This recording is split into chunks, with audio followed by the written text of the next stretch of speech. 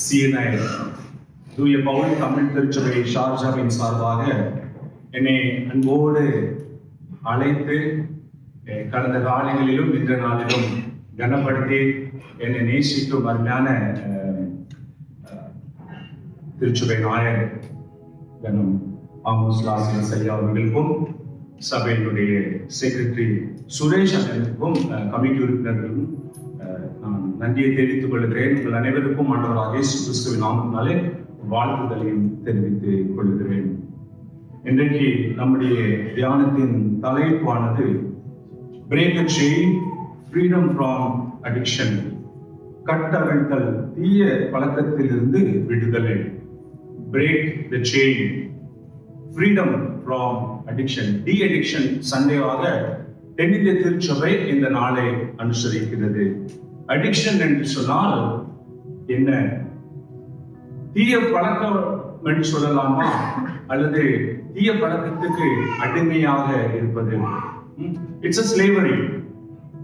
Modern medical science is a defined எப்படி பண்ணுதுன்னா, it's a chronic brain disorder, compulsive engagement in using something or a behavior knowing that there are harmful consequences. மூளையிலே ஏற்படும் ஒரு விதமான ஒரு கோளாறு என்று சொல்லுகிறார்கள்.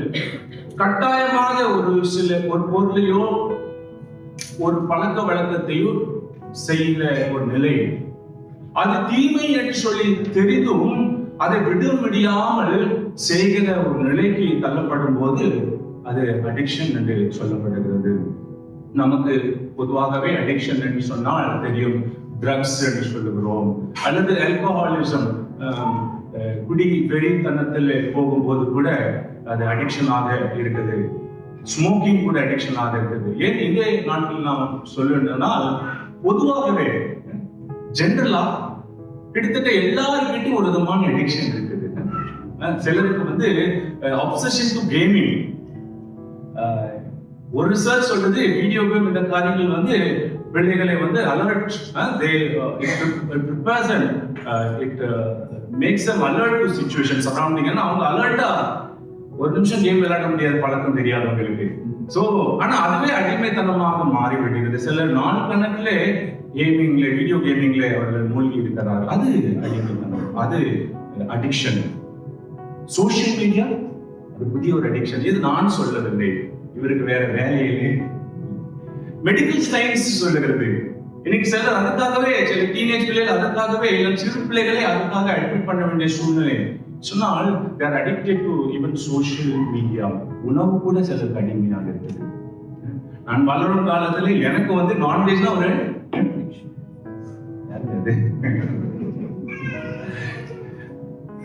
we travel together, I guess.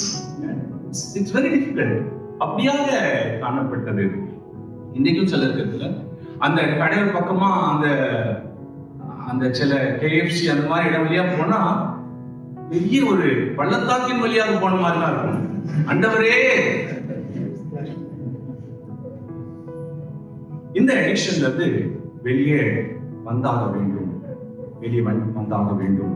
இன்றைக்கு நாம் வாசிக்க கேட்ட திருமறை பகுதிகள் சில ஆலோசனைகளை நமக்கு கொடுக்கிறது. முதலாவதாக நாம் பார்க்கிறோம், the first point, come out. வெளியே வா, come out.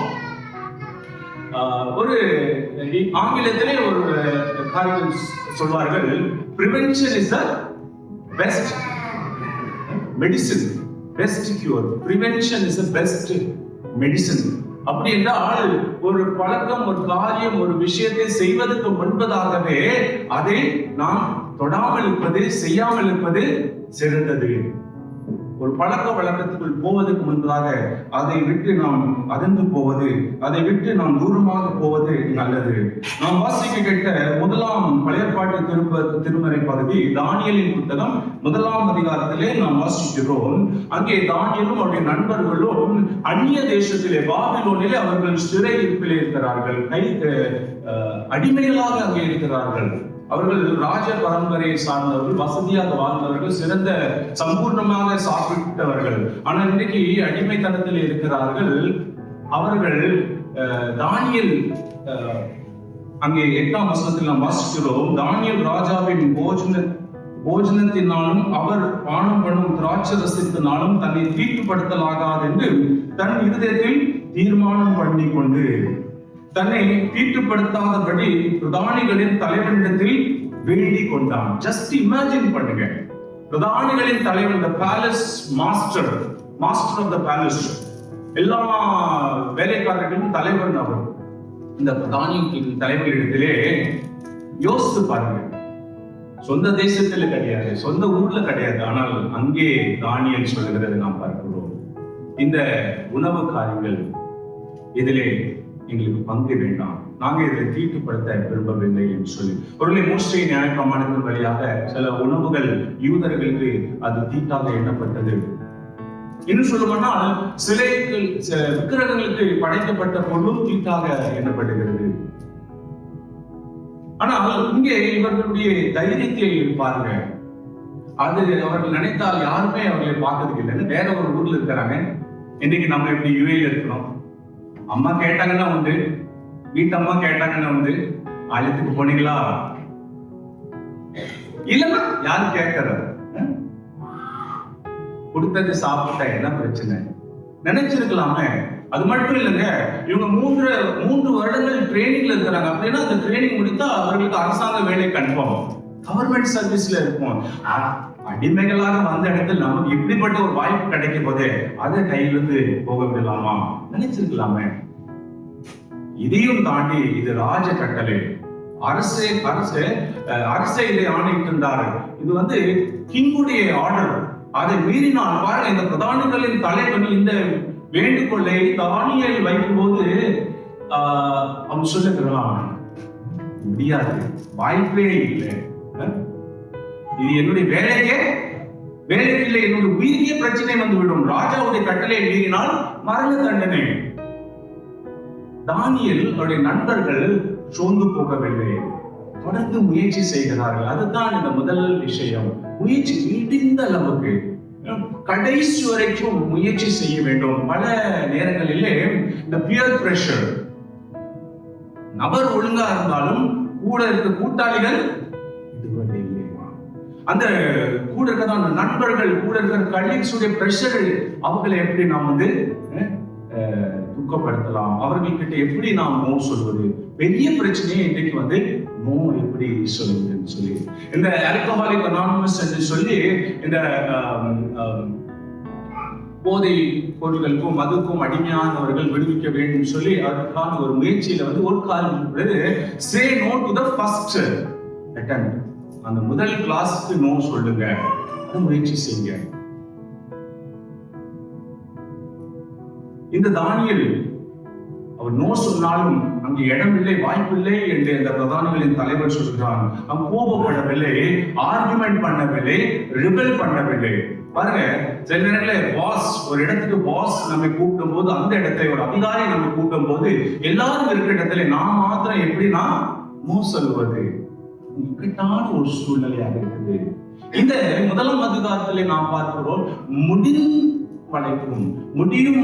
அளவுக்கும் முடிந்த அளவுக்கும் நோ சொல்ல வேண்டும், வெளியே வர வேண்டும், ஃபைண்ட் அவுட் வே அவுட், எஸ்கேப், அந்த சூழ்நிலை விட்டு வெளியே வரதுக்கான வழியை தேடுங்க. அப்படி இல்லைன்னா பார்க்கிறோம், தானியேலின் நண்பர்கள் கட்டத்திலே வேற வழியே இல்லைன்னு சொல்லும் போது அவர்கள் தன்னையே அந்த அக்கறை சொல்லிக்கு ஒப்பு கொடுக்க கூட தயாராகி விட்டார்கள். அந்த நிலைக்கு வர்றது வேண்டாம், அதற்கு முன்பதாகவே முடிந்த அளவுக்கு நோ சொல்லுகிறது. குறிப்பாக இந்த மாதிரி அடிமைத்தனம், இந்த மாதிரி பழக்க வழக்கத்திலிருந்து போகாமல் இருக்கிறது முதலாவது தடுக்கிறது நல்லது. அவன் அங்கு விடவில்லை. அவர்கள் அந்த காரியத்திலே ஒருவேளை சோர்ந்து போனாலும் அவர்கள் தொடர்ந்து முயற்சி செய்கிறார்கள். அடுத்த வசனத்தை நாம் வாசிக்கிறோம். 11ஆம் வசனத்திலே நாம் பார்க்கிறோம், அப்பொழுது பிரதானிகளின் தலைவனாலே தானியேல், அனனியா, மீஷாயேல், அசரியா என்பவர்கள் மேல் விசாரிப்புக்காரனாக வைக்கப்பட்ட மேஷா என்பவனை தானியேல் நோக்கி, மாஸ்டர் பிரதானி என் தலைவர் நோ சொன்னதுக்கு அப்புறமாக அவர்கள் விடவில்லை, தொடர்ந்து முயற்சி செய்கிறார்கள், வாய்ப்பை தேடுகிறார்கள். அடுத்த கட்டமாக அவர்கள் அந்த விசாரிப்புக்காரன் இடத்துல இவர்களுக்கு பொறுப்பாக இருக்கிற போயிட்டு அவர்கள் ரிக்வெஸ்ட் பண்றாங்க, நீங்க ட்ரை பண்ணி பாருங்க, ஒரு 10 நாள் எங்களை சோதித்து பாருங்க என்று சொல்லுவதை நாம் பார்க்கிறோம்.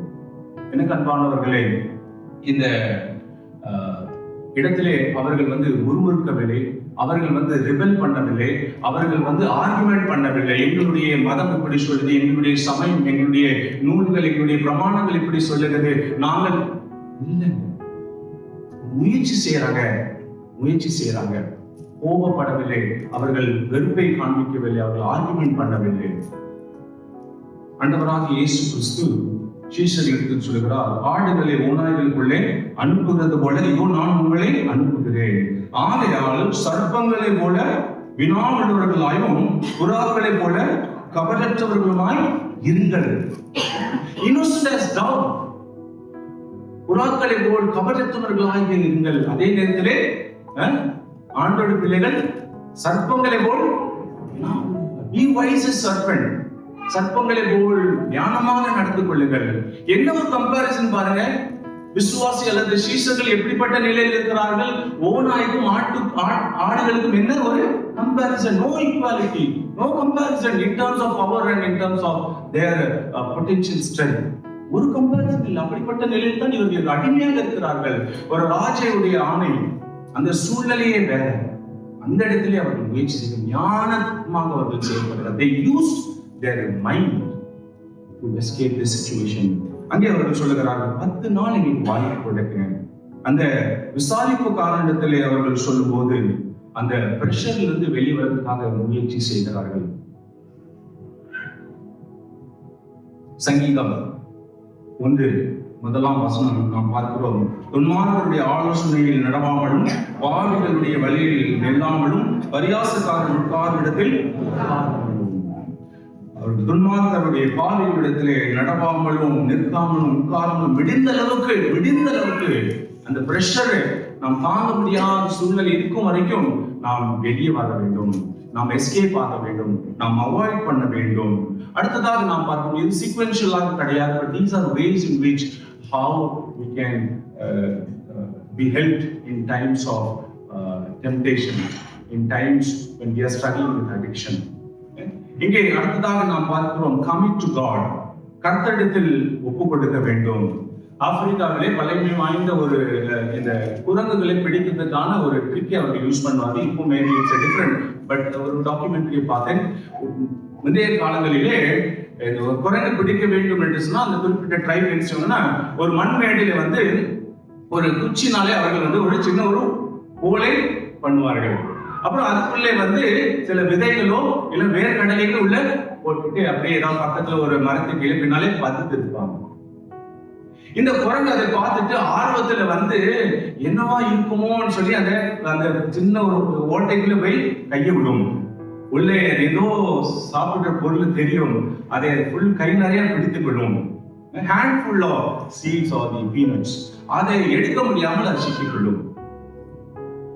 அதற்கு தெரியாது, கையை விட்டாதான் தப்ப முடியும் என்று சொல்லி அந்த பதவி இருந்தவன் அந்த குரங்கை பிடித்துக் கொள்வான்.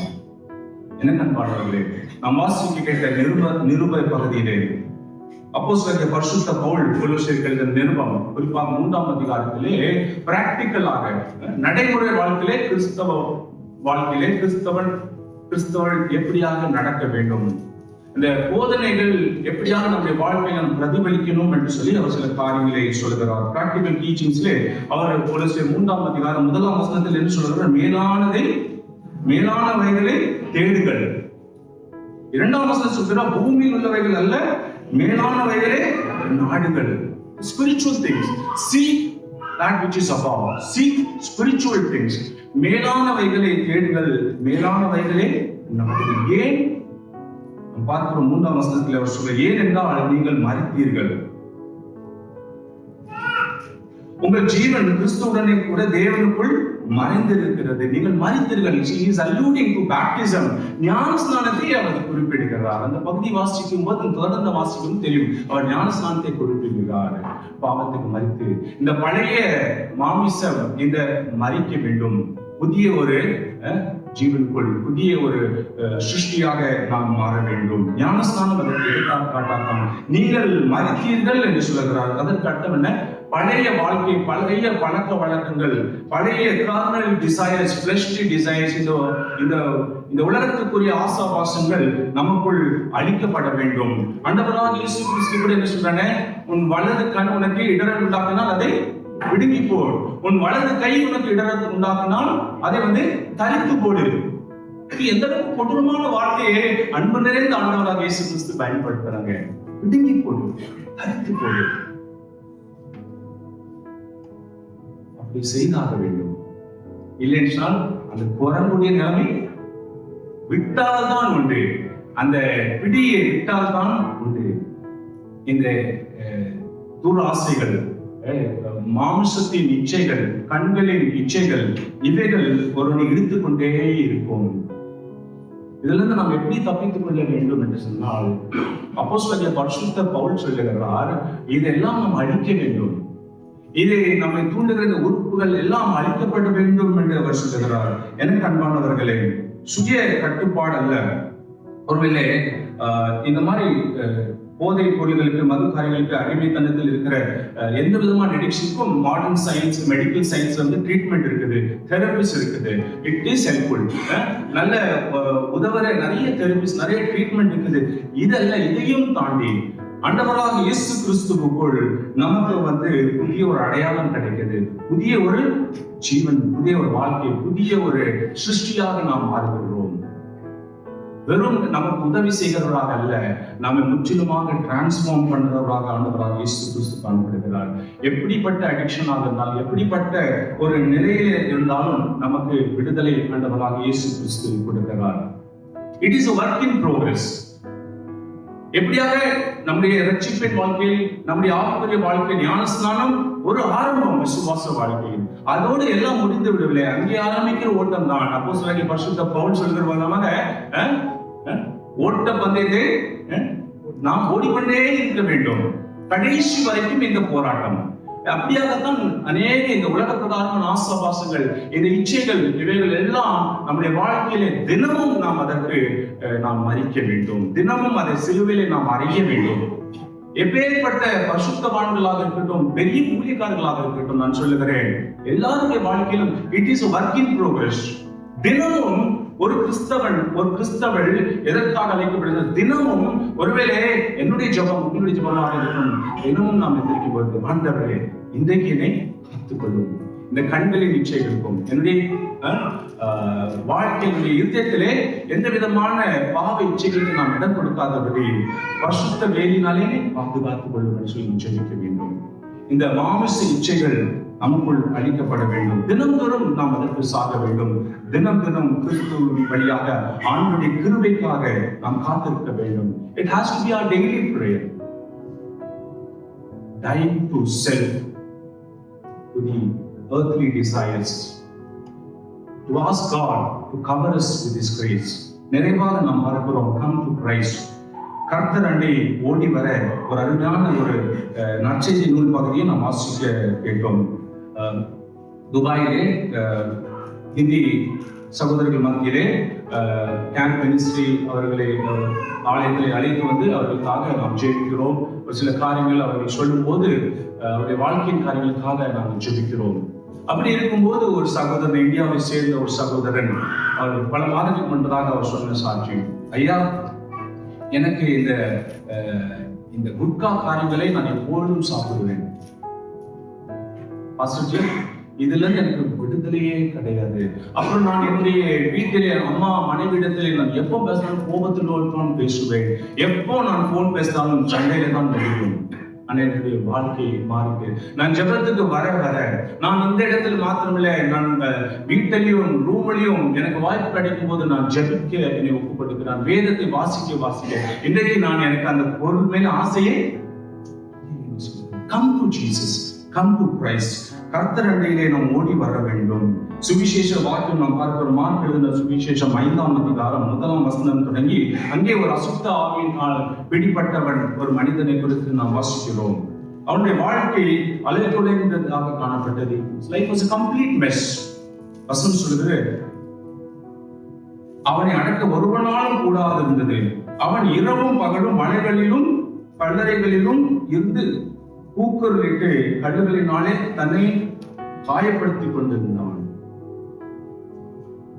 வாழ்க்கை பார்க்க உயிரோடு இருக்கும்போதே அவன் கல்லறையை வாழ்ந்து கொண்டிருந்தான். அநேக நேரங்களில் அநேகருடைய வாழ்க்கை இப்படிதான் இருக்குது. அவனா விரும்பி அங்க போகவில்லை. உயிரோடு இருக்கும் போதே ஒரு செத்த நிலைமையில் தான் வாழுகிற ஒரு சூழ்நிலை இருக்குது.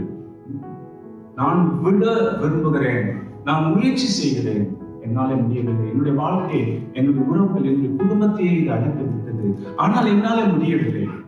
இந்த மனிதனுடைய நிலை எப்படியாக காணப்பட்டது? அவன் கல்லறையிலே வாழ்ந்து கொண்டிருந்தான், தன்னைத்தானே காயப்படுத்திக் கொண்டிருந்தான், வஸ்திரம் இல்லாமல் அப்படியே அவன் கூக்குரலிட்டு அவன் புலம்பிக் கொண்டு அந்த இடத்தில் காணப்பட்டான். அப்படிப்பட்ட ஒரு பிசாசின் பிடிப்பில் அவன் காணப்பட்டான். வெளிப்படையான ஒரு அடிமைத்தனம் மாத்திரமல்ல, உள்ளான அடிமைத்தனத்தை தேவன் ஒருவரே அதுல இருந்து நமக்கு விடுதலை கொடுக்கிறார். இந்த மனிதன் லேகியோன் என்ற பொழுது அநேக பிசாசுகள் அவனுக்குள் காணப்பட்டது. 6ஆம் வசனத்தில் நாம் பார்க்கிறோம், மார்க் 5:6 அவன் இயேசுவை தூரத்திலே கண்டபோது ஓடி வந்து அவரை பணிந்து கொண்டான். This was the turning point in this man's life. இந்த மனிதனுடைய வாழ்க்கையில யோசித்து பாருங்க. அவன் அந்த மனிதன் சொந்த நிலையிலே கிடையாது, விசுவாசிகளுடைய ஆதிக்கத்திலே இருக்கிறான். அவனை பார்க்கும்போது அவன் இப்படி ஒரு நல்ல காரியத்தை எப்படி செய்தான் தான் யோசனை வருகிறது. அவன் நினைத்தால் இயேசு சுவாமியை பார்க்கும்போது ஒரு பசுத்த பார்க்கும்போது அவன் இன்னும் அவரை விட்டு தூரமாக ஓடி இருக்கலாமே, கல்லறைக்குள் ஓடி பறந்து கொண்டிருக்கலாமே. எங்கேயாவது சில நேரங்கள்ல தப்பு பண்ணும்போது, தப்பான நிலையில் இருக்கும்போது குத்தி கொண்டே இருக்கும். ஜெபிக்க போறதுக்கும், ஜெப கூட்டத்துக்கோ அல்லது ஆலயத்துக்கு போதோ அது குத்தி கொண்டே இருக்கும். முடியாத ஒரு நிலை. நாம் வாஞ்சித்தாலும் நம்மை அந்த இடத்தை விட்டு அகற்றும். இந்த மனிதன் அப்படி செய்தால் யோசித்து பாருங்க, இதற்கு மிச்ச பகுதியில் அவங்க வாழ்க்கையை மாறி அனுபவம் அவனுக்கு கிடைத்திருக்கிறார்கள். அவன் இன்னும் அந்த விசுவாசிகளுடைய பிடியிலே தான் காணப்பட்டிருப்பான். அந்த கல்லறையிலே அவன் அங்கேயே மறித்ததால் யாரும் கேட்காம இருக்க மாட்டாங்க. அநேக நேரங்களில் அடிக்ஷன்ல அப்படித்தான் இருக்குது. அடிமைத்தனத்திலே கேட்கறதுக்கு யாருமே வராத ஒரு நிலைக்கு தள்ளப்படுவார்கள். சில இடத்துல அப்படியே வாழ்க்கை முடிந்து விடுகிறது. ஆனால் அது அல்ல நம்முடைய வாழ்க்கையின் முடிவு. கிறிஸ்துவுக்குள் நாம் பார்க்கிறோம். தேவன் நமக்கு கொடுத்த ஒரு வாய்ப்பு. கிறிஸ்து அண்டையில் நாம் வரும்போது அவன் செய்த, நான் சொல்கிறேன், ஒரு நல்ல விஷயம். இந்த ஒரே ஒரு நல்ல விஷயத்தை அவன் செய்கிறான்.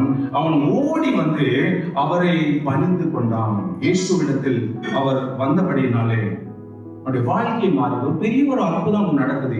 இயேசுவினிடத்தில் அவன் வந்தபடியினாலே ஆண்டவராக இயேசு கிறிஸ்து அவனுக்கு விடுதலை கொடுக்கிறது நாம் பார்க்கிறோம். 17ஆம் வசனம் சொல்கிறது, தங்கள் எல்லைகளை விட்டு போகும்படி அவரை வேண்டி கொள்ள தொடங்கினார்கள். இந்த ஜனங்கள் அவன் புத்தி தெளிந்து உட்கார்ந்தவனை பார்க்கும்போது வஸ்திரம் தரித்து உட்கார்ந்திருக்கிறான், தெளிவாக உட்கார்ந்திருக்கான்னு சொல்லும் போது பயந்து தன்னுடைய எல்லைகளை விட்டு இயேசு சுவாமியை போகும்படியாக அந்த ஜனங்கள் ஊர்க்காரங்க சொல்றாங்க. நான் இந்த பகுதியை தியானிக்கும் போது யோசித்தேன், இன்றைக்கும் பணித்தலங்களிலே சுவிசேஷம் எப்படியெல்லாம் வேலை செய்கிறது. கிராமங்களிலே பெரிய ஒரு சாட்சி என்னன்னா, ஏன் ஆண்டவராக இயேசு, சமீபத்திலே ஒரு வீடியோவை நான் பார்த்து கொண்டு வந்தேன்.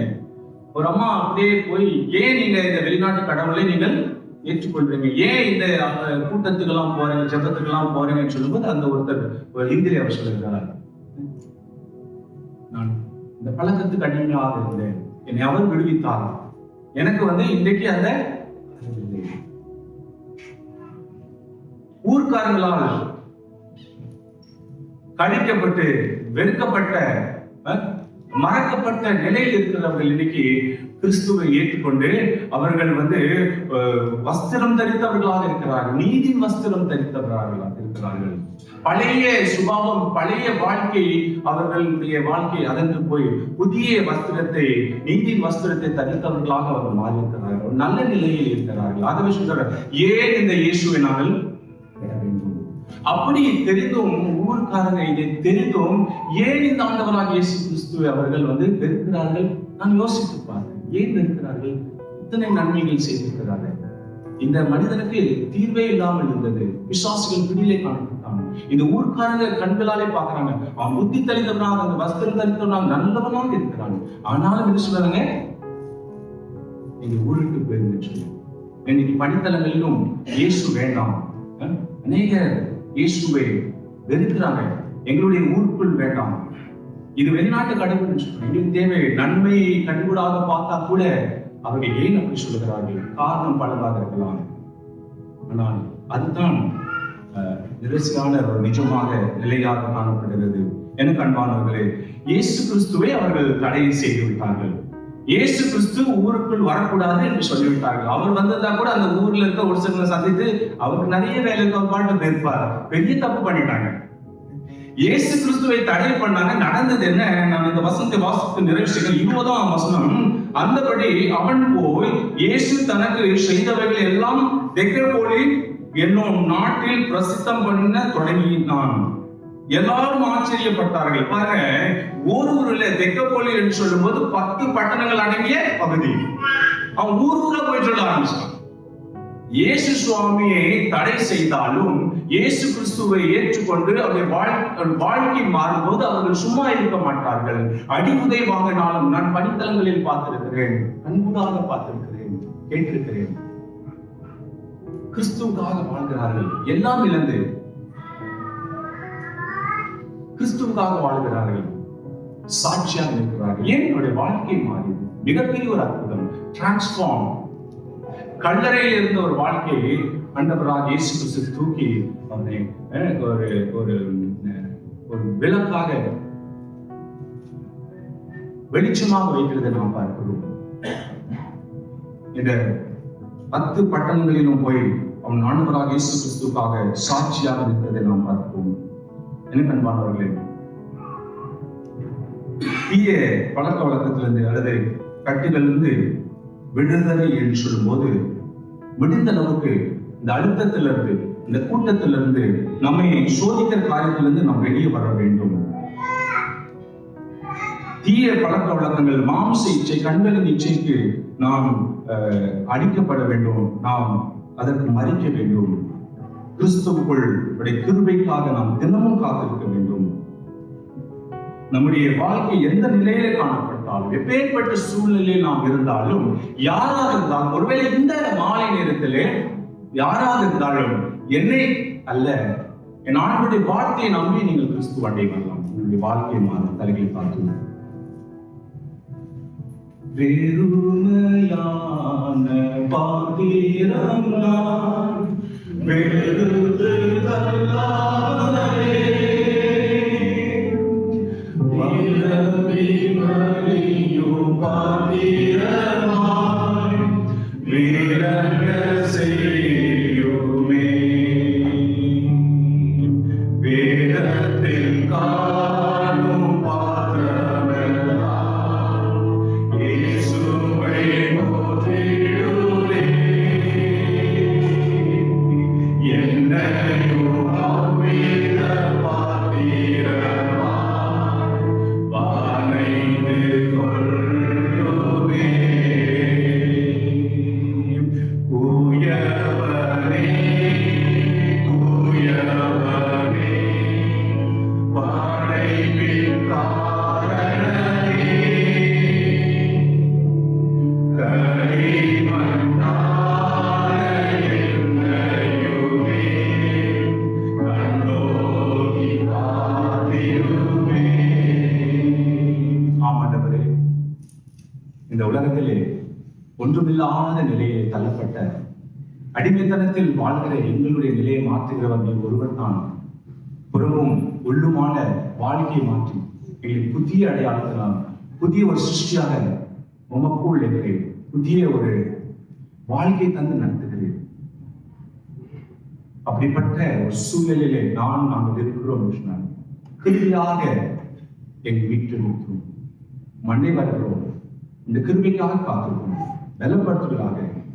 இப்படிப்பட்ட ஒருவேளை பழக்க வழக்கத்தில் இருக்கிறதான ஒவ்வொரு உள்ளங்களுக்காக ஜெபித்துக் கொண்டிருக்கிறதான விரும்பியும் விட முடியாத சூழ்நிலை.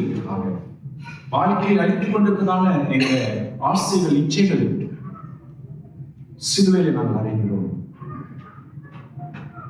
கிறிஸ்துவுக்குள் எங்கள் ஜீவன் மறைந்திருப்பதாக காத்தலும் கடைசி வரைக்கும் ஓட்ட பந்தயத்தை நான் நிறைவு செய்கிற கிருபையை பெறுகிறேன். இயேசுவின் நாமத்தினாலே.